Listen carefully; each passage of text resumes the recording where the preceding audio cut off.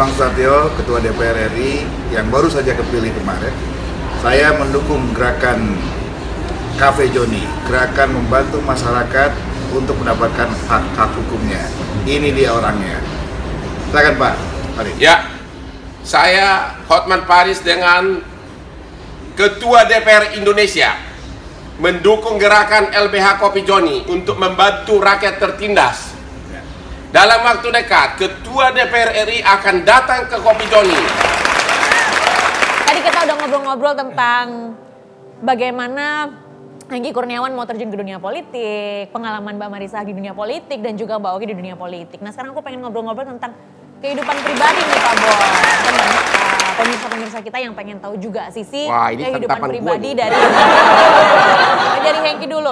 Kalau kita tuh, aku tuh inget banget aku pertama kali ngeliat Hengky Kurniawan itu di sinetron apa yang sama Mas Ayu Anastasia? ABG. ABG. Usia berapa waktu itu? Masih SD kayaknya. Aku masih di Malang, masih SD. Tapi waktu itu sinetronnya boom banget. Tapi setelah itu juga banyak sekali sinetron-sinetron yang dibintangi oleh Hengky Kurniawan. Nah setelah itu, setelah jadi artis terjun ke dunia bisnis. Usahanya banyak. Setelah terjun ke dunia bisnis, sekarang akhirnya memutuskan untuk terjun ke dunia politik. Mencalonkan diri sebagai Wakil Bupati Bandung Barat. Ini jangan-jangan nih orang cinta sepihak sama lo. Kenapa? Pengagum sepihak nggak makanya. Tapi emang jangan-jangan dia lagi terkenal banget di sinetron ABG ya kan? Aku nonton Pak Bos. Apa lagi emang alhamdulillah dia nonton. Gimana? Tapi masalahnya kita kan semuanya kenalnya artis, pengusaha, sekarang mencalonkan diri sebagai wakil bupati. Belum banyak yang tahu kalau dulu katanya nih dengar-dengar Hengky tuh pernah kerja jadi caddy golf. Bener gak sih? Pernah, jadi saya lahir di keluarga yang sederhana, tidak berkecukupan. Dari kecil SD, SMP, SMA saya sudah bekerja untuk membantu orang tua. Bahkan di SMA itu saya pernah menjadi pemulung. Pernah menjadi pemulung bang saya bang, di Kota Blitar bang. Karena memang kondisi ekonomi keluarga saya memang ya tidak seperti kebanyakan orang. Tapi saya berpikir bahwa kita semua punya peluang untuk sukses. Mindset kita harus benar dulu bahwa kita bisa sukses. Kalau yang lain bisa sukses, kenapa saya enggak? Makanya uang dari hasil memulung, dari hasil saya bekerja. Jadi gini, saya mulung, saya jual, kemudian uang itu saya belikan barang itu saya jual di koperasi sekolah. Kemudian setiap masa orientasi siswa itu kan ada buku panduan. Saya selalu menawarkan ke kepala sekolah biar saya menggarap gitu. Untuk mencetak buku-buku itu. Nah, kemudian setelah saya punya uang, baru saya merantau ke Jakarta. Nah, di Jakarta pun juga tidak kemudian langsung berhasil. Punya pekerjaan. Saya pernah menjadi caddy, saya pernah jualan kaos, kemudian pernah tinggal di rumah teman saya kan dulu anaknya pejabat, teman kuliah kenal di Jakarta. Nah, bapaknya pejabat, saya nebeng hidup di situ. Jadi sopir ibunya setiap pagi ngantar ke pasar. Tapi ya karena saya nebeng di rumah orang, ya saya bantu bersih-bersih. Tapi alhamdulillah ya seiring berjalannya waktu, Allah ngasih saya rezeki. Pada saat saya masih medok, saya mencoba casting di Multivision, justru itu yang dicari sama Param. Saya langsung dipanggil di lantai 4 kalau nggak salah, udah kamu saya eksklusif. Kamu sekarang kuliah di mana? Saya kuliah di sini, udah berhenti, nggak mungkin kamu bisa kuliah. Akhirnya dapat sinetron yang sempat booming itu gitu. Jadi ya karena mungkin hoki juga ya. Oke Pak Bos. Kehidupan Anda sebagai peragawa modeling itu pasti penuh dengan kenikmatan duniawi zaman dulu. Boleh cerita nggak sedikit? Dia tadi menceritakan keprihatinannya. Coba Anda ceritakan sisi glamornya peragawati itu. Benar nggak sih turun dari panggung langsung para buaya menunggu? Coba ceritakan dulu. Kamu roti buaya aja. Saya nggak mengatakan harus Anda, tapi ya Anda lihat teman atau gimana? Ya gimana? Ya Anda kan termasuk peragawati papan atas gitu loh. Iya, memang dunia model itu berbeda dengan dunia profesional lainnya.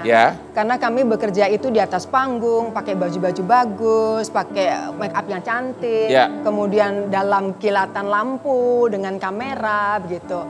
Jadi memang orang melihat dunia kami itu saat itu ada sebagai dunia yang glamour gitu, yang mewah. Dan memang ketika kita kemudian turun dari panggung, buaya-buaya cinta itu atau pengagum-pengagum itu ya memang pasti berupaya untuk mendekati begitu. Dan karenanya tidak heran kalau model itu biasanya mempunyai pasangan yang memang si pengusaha-pengusaha yang memang mampu melihat show ketika kita lagi show begitu, atau ya fotografer. Karena memang dia di lingkungan itu gitu. Jadi terjadi juga asmara antara dengan fotografer dengan modeling. Cinta lokasi. Minta lokasi. Iya. Jadi ya seperti itu. Oke deh, tadi kita udah tanya sama Hengki, Mbak Oki, sekarang Mbak Ica. Ini nih, saya belum yakin nih. Pulang aja deh Bang. Saya belum yakin nih. Orang gue yang mau nanya Pak Bos nih suka nyelak tuh, suka nyelip-nyelip gitu. Ya coba dulu, kenapa sih semuanya? Masa tiba-tiba tiga-tiganya kehidupannya suci masa muda? Coba cerita dong. Coba cerita deh. Apa? Ya Anda kan artis. Ya, terus ya kenapa? pasti ada lah sisi glamornya. Bang gini Bang ya. Tanya Oki juga salah satu soalnya. Kami ini bintang-bintang internasional. Ya. Ya kan sehingga kami ini seperti lampu Petromax yang didatangi oleh laron-laron. Sehingga kita nggak peduli itu laronnya ada berapa, besarnya kayak apa ya Ki ya. Karena mereka yang datang dan kita duduk cantik gitu. Sebelum Anda nikah sampai Ada kita bintang nikah, 3 tuh, Bang. tetap lurus. Iyalah. Oh bintang 3 sebelum Bintang nikah. tiga. Tiga itu Cuman sebelum beda agama Bang. Belakangan sih jadi agama aku juga. Cuman kan Oh, udah istri. ada bintang. Ada dia udah punya istri. Aku juga udah punya suami yang bisa nyanyi. Cakep lagi. Paling nggak lebih cakep dari Tapi abang. maksud saya Anda pernah dengan bintang 3 itu hanya Waktu itu sih belum sekedar minum teh atau lain-lain dan sebagainya. Oh maaf ya saya bintang lux yang mahal. Nggak boleh sentuh-sentuh. Jadi ngapain lu cerita ada bintang 3 Oke. kalau nggak ada Oh dia datang itunya? dalam kehidupan Jadi saya. nggak ada eksekusi. Nggak ada. Jadi gini, intinya dari tadi Pak Bos saya kepo itu mewakili perasaan dari semua masyarakat. Iya. Yang nonton kita di rumah atau netizen yang suka kepoin kita atau stalk kita di Bener. sosial media, ya kan? Dikepoin suami gue aja. Benar. Gue nggak pernah dikepoin bersama bintang 3 gitu loh. Tapi masalahnya itu adalah resiko sebagai artis, sebagai selebriti, sebagai public figure. Pasti banyak banget yang kepo tentang kehidupan kita. Bahkan apapun yang kita lakukan pasti itu menimbulkan pro dan kontra. Jadi kalian bertiga menganggap bahwa karir sebagai politisian itu adalah peningkatan karir dibandingkan dengan artis. Kalau aku melihatnya gini, kalau seseorang menjadi politisi lebih bagus kalau dia sudah selesai dengan dirinya sendiri. Itu benar. Ya. Setuju 1000%. Artinya masa lalunya jangan diingat lagi gitu. Bukan. Kan itu Secara ekonomi income-nya, aktualisasi diri, egonya udah selesai. Ya makanya sudah selesai semua petualangan. Iya, betul. Oh, Sehingga dia kerja memang untuk orang banyak. ya kayak saya lah sudah mulai matang gitu. Oke. Idealisme opini ya itu tapi kenyataannya sekarang ini tiap bulan OTT KPK justru dari DPRD dan DPRD gimana kan itu? bukan Oki yang di OTT, Bang. Ya maksud saya. Iya, kan orang Maksud lain. maksud saya berarti mayoritas yang masuk DPR itu belum menganut filosofi hidup seperti Anda. Itu mesti disurvei, Bang. Aku tanya pendapat dia gimana? Ya ada kemungkinan itu. Oke. Tapi sebesar apa kemungkinannya ya seperti Isa bilang mesti dibikin survei Kita dulu, akademisi nggak bisa statistik klaim, dulu. Bang. Nanti gitu. dokternya dipertanyakan. Nggak boleh klaim. Harus by data ya, harus by data. Kalau menurut Mbak Ica sendiri gimana? Tadi pertanyaan Pak Bos saya. Ya Anda tadi bilang gerimis banyak, Iya. angpau banyak. Nggak bilang Anda angpau. nolak 100 Aku bilang, juta. Iya, aku bilang gerimis loh, nggak bilang angpau. Yang bilang angpau apa? Ya, bedanya apa sih? Yang penting Anda bilang 100 juta ya, berarti itu angpau. Itu gerimis. Nah, tadi kalau pertanyaan Pak Bos kan terjun ke dunia politik itu apakah sebagai peningkatan dari karir yang sebelumnya sebagai Itu merasa seorang Anda artis? menjadi lebih Jadi gini, terhormat enggak gitu loh gini kan? Bang. Setiap orang kan butuh aktualisasi Maslow ya. Oke. Ya, kemudian yang pertama ada sanang pangan papan, bla bla Ya. bla gitu ya. Sampai kita kayak misalnya saya udah dokter, Abang juga pengen jadi profesor kan? Enggak. Benar? Pengen lebih kaya lagi kan, sampai 300 kan? Manusiawi. Nah, udah sama. Paling enggak CV-nya panjang gitu loh, Bang. Oke, tadi ada satu pertanyaan yang belum aku tanya sama Hengki. Masalah kalau tadi kata Pak Bos dari artis terjun ke dunia politik apakah itu peningkatan? Kalau menurut Hengki gimana? Tergantung sudut pandang kita ya. Kalau dari penghasilan barangkali ya saya merasa kalau gaji dari wakil bupati tidak sebesar saya jualan kue atau sinetron. Tapi kalau soal pengabdian tentu peningkatan seperti tadi kata Mbak Oki. Kalau kita syuting mungkin hanya untuk diri kita dan fans. Tapi kalau kita tadi membuat kebijakan misalnya sebagai kepala daerah membuat perda syariah tentu bermanfaat untuk umat. Ini kan bermanfaatnya lebih banyak lagi gitu. Jadi tergantung sudut pandang. Jadi kalau dibilang peningkatan dari sisi yang tadi berguna untuk masyarakat, ya kita punya power. Oke, nah aku mau nanya sama semuanya tiga-tiganya nih. Sebelum ada di titik sekarang, sebelum awalnya jadi seorang selebriti, kemudian terjun ke dunia politik, waktu masih kecil pernah nggak sih bermimpi ada di titik ini? Atau memang dari kecil memang cita-citanya nanti kalau udah gede pengen jadi artis, terus pengen terjun ke dunia politik. Gitu. Mungkin dari Hengki dulu. Kalau saya target, dari kecil saya sudah target harus menjadi orang yang penting, orang yang dikenal oleh banyak orang gitu. Jadi target saya udah ke sana. Gitu. Jadi ya seiring berjalannya waktu nyampe gitu. Zaman kita nih waktu seumur dia waktu kecil TV, masih TV artis, masih hitam putih, radio baru RRI doang. Ya Allah nggak punya gambar. Saya termotivasi sama Rano Karno. Jadi zaman saya kecil itu kan sering diputar filmnya Rano Karno ketika dia masih Ratapan Anak Tiri. Jadi saya sebagai anak kecil waktu itu juga saya bisa seperti dia. Jadi memang tapi bukan sebagai artis ya, tapi setidaknya dikenal sama orang. Tajal dia apa, saya pasti akan jadi orang terkenal. Jadi mindsetnya udah kesana. Kalau Mbak Abi gimana nih dari kecil?